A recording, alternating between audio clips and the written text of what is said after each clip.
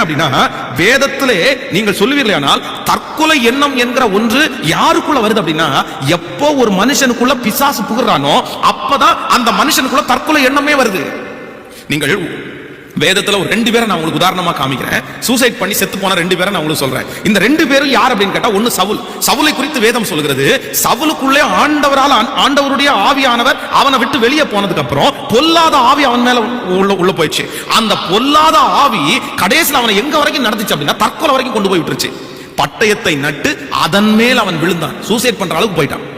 அந்த அவமானம் தாங்க முடியாம. அப்போ யார் ஒரு மனுஷனுக்குள்ள தற்கொலை செத்து போனும் தற்கொலை எண்ணங்கள் வருகிறதோ, நான் சொல்றேன் அது ஆண்டவரால் உண்டாகிறது அல்ல, உங்க டென்ஷனால உண்டாகிறது அல்ல.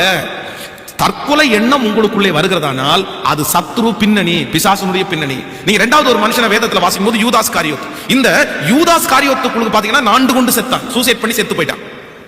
ஆண்டவரோட இருந்தவன், ஆண்டவருடைய ஊழியத்தை பார்த்தவன், பணப்பை அவனுடைய கையில இருந்தது, ஆண்டவர் செய்த அற்புதங்கள் எல்லாம் பார்த்தவன். ஆனா அந்த இடத்துல ஆண்டவரை இப்படி பண்ணிட்டோமே அப்படின்ற அந்த குற்ற உணர்வு இன்னும் பிசாசு அவனுக்குள்ள இருக்குது பாருங்க.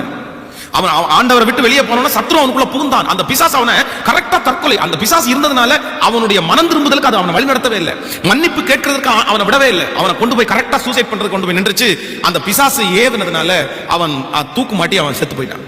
அப்போ தற்கொலை எண்ணம் ஒரு மனிதனுக்குள்ளே வருகிறது என்றால் நீங்கள் அதை கண்டிப்பாக அதிலிருந்து வெளியே வரணும். இன்னொன்னு நீங்க ரொம்ப கவனமா இருங்க.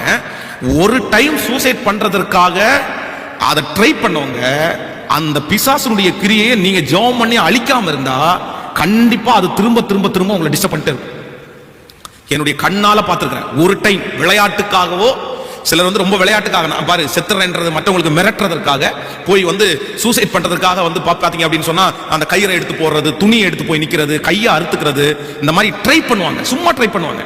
அந்த சாணி பவுடர் குடிக்கிறது, ஆசிட் குடிக்கிறது, இந்த மாதிரி நிறைய பேர் இருக்கிறாங்க. என்னன்னா ட்ரை, சும்மா அவங்கள பயப்படுத்துறதுக்காக. நான் சாகணும்னு நினைச்சு பண்ணல, ஆனா ஏதோ வந்து நான் வந்து சும்மா அவங்கள மிரட்டணும் அப்படின்றதுக்காக பண்றேன், அந்த பையனை மிரட்டுறதுக்காக பண்றேன், அந்த பொண்ணை மிரட்டுறதுக்காக பண்றேன்.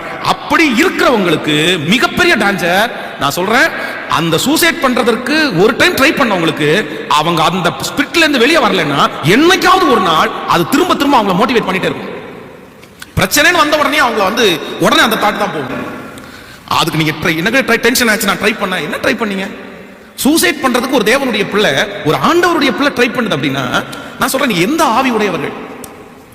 அது பொல்லாத ஸ்பிரிட். சிலர் பாருங்க, கோவம் வந்தவன மொட்டை அடிச்சுக்குவாங்க, கோவம் வந்தோட மொட்டை, அதெல்லாம் ஒரு அதனுடைய பின்னணியில எல்லாம் ஒரு மிகப்பெரிய ஆவி வந்திருக்குது.